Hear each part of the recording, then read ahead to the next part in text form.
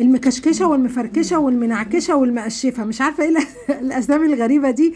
الترند رايح بينا لحد فين. قعدوا يقولوا لي اعمليها يا ماما بدل ما نشتريها من بره وهي سعرها غالي وانت اللي هتتغرمي. قلت لهم لا خلاص هعملها لكم. وببص عليها لقيتها عاديه جدا، ما احنا عملناها كذا مره يا جدعان، ايه الجديد يعني؟ هو بس شويه الجلاش كشكشناهم من على الوش. طب ما هي الوصفه دي قديمه وعملناها كذا مره. يلا بينا ندخل نشوف مقاديرنا ايه وطريقه تحضيرنا. يلا بينا. اول حاجه نبتدي بيها هنعمل القشطه بتاعتنا الكدابه او المهلبيه اللي بتتحط جوه الجلاش. حطيت هنا كوبايه كبيره من اللبن ما يعادل كوبايتين، وحطيت عليهم معلقتين من الكاسترد، وحطيت كمان عليهم معلقه من الكريم شانتيه الخام، وحطيت عليهم معلقتين من السكر. وابتديت ان انا اقلب المكونات دي كلها كده مع بعض، وحطيت عليهم كمان معلقه كبيره من اللبن البودر، وممكن تستغني عنه، بس عايزه اقولك هيدي طعم حلو جدا للكريمه بتاعتنا. هنحط كمان معلقه كده كبيره من الزبده و2 باكت من الفانيليا، ولو عندك فانيليا سايله تقدري تستخدميها. وهقلب المكونات كويس جدا على البارد، وابتدي بعد كده ان انا ارفعها على النار واشغل النار واكون مهديه النار عشان ما تتلسعش معايا. ادي بقى القوام بتاعنا بالشكل ده. بصوا لونه وشكله خطير جدا، بصوا فظيع، وطعمها وريحتها جنان.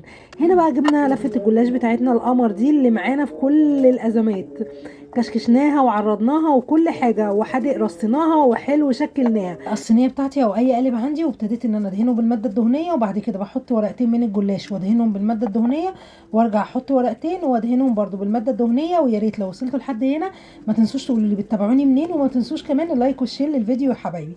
هدهنهم بقى بالماده الدهنيه، وبعد كده هبتدي احط ورقتين برده من الجلاش، بس الورقتين دول المره دي مش هدهنهم، هنزل عليهم بالطبقه الكريم اللي احنا عملناها. حاجه كده خطيره جدا، حتى لو جبتوها من بره المكشكشه هتبصوا تلاقوا الطبقه دي بتبقى غنيه جدا وطعمها خطير. والطريقه دي حلوه جدا وسهله وبسيطه، وبجد بجد مش مكلفه وطعمها حلو جدا.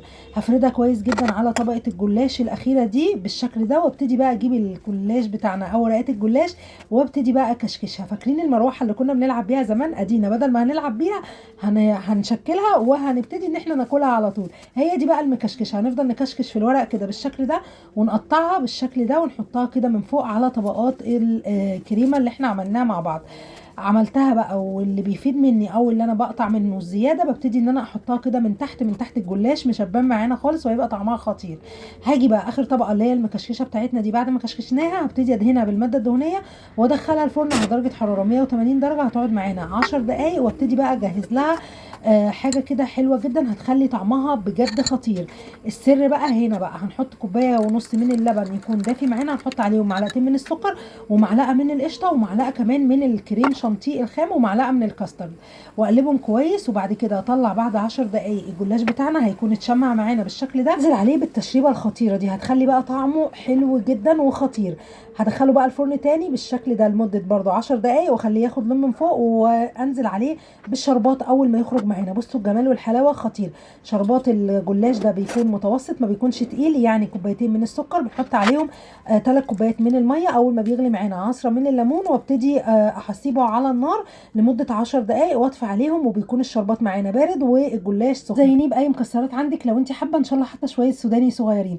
بصوا بقى طلعتها وطلعت بقى حته لقيتها طعمها بجد بجد خطير. الولاد حبوه جدا وقالوا لي يا ماما يعني يا ريتك تعمليه لنا كل يوم، بلاش الطرق التقليديه اللي انت بتعمليها، اعملي لنا الطريقه دي عشان بجد طعمها خطير وسهله في المقادير. كنت معاكم مي امين، واستنوني في وصفات تانية جايه كتير. يا ريت لو عجبكم الفيديو ما تنسوش اللايك والشير.